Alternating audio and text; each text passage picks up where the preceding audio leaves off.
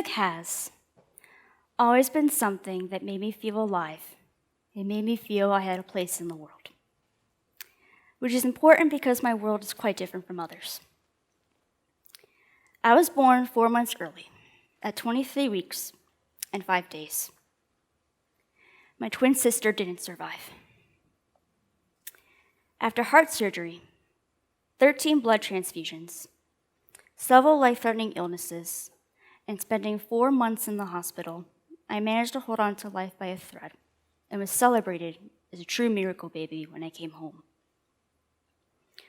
On my birth certificate, my weight was recorded as 17 ounces, but I was actually 12 ounces. One does not qualify to be saved at that weight, the size and weight of a can of soda. Fortunately, there was a kind nurse in the OR who put her thumb on the scale. Just add a few ounces, saved my life. I was on the news and in the New York Times. Modern medicine has come a long way over the years in helping premature-born babies like me survive.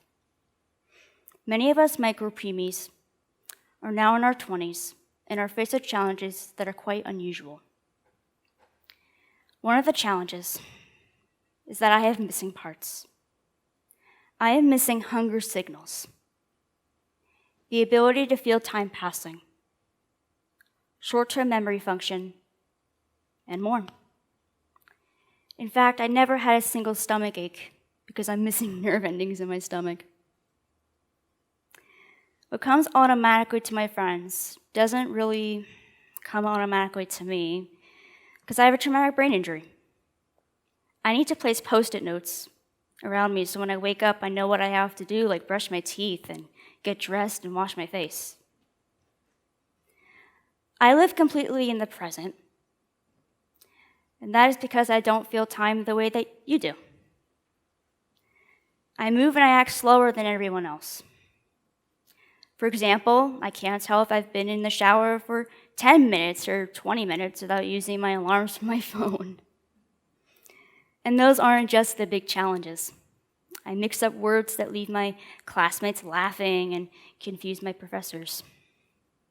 Someone in class mentioned the veterans, and I thought they meant the veterinarians. Those are two different things.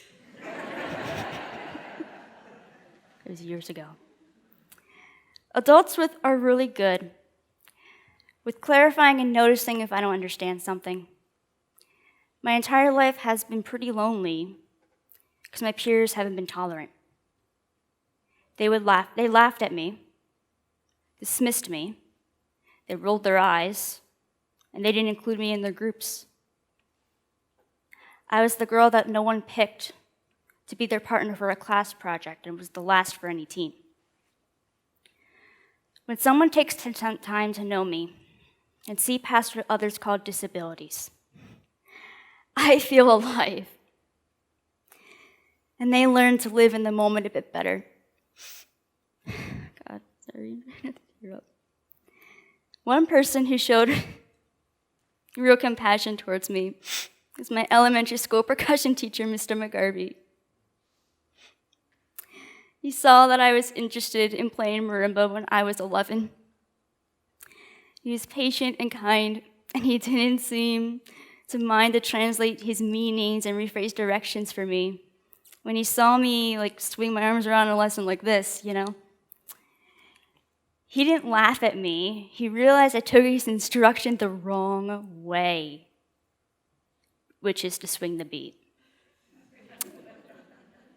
I thought he meant that I was supposed to swing my body around while playing.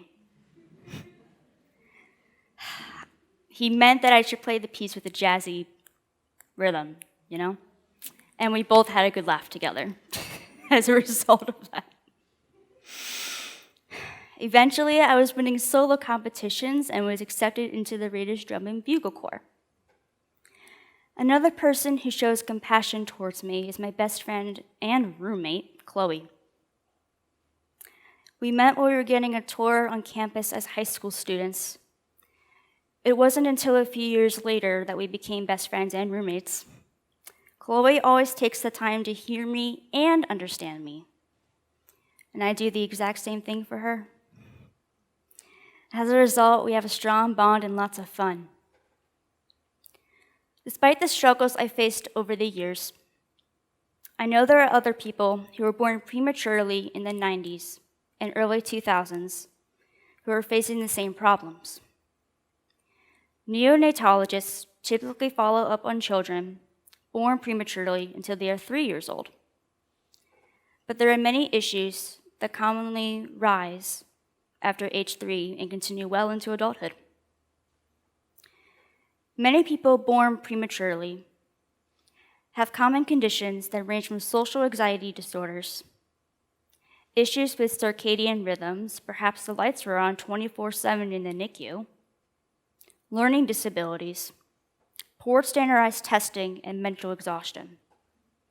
Doctors and educational institutions desperately need to have a better understanding and insights into the lives of people born prematurely because our brains are different. There are more and more of us entering into adulthood. The standardized testing given for college entry, like the SATs and ACTs, determines how well a student is at memorizing the material.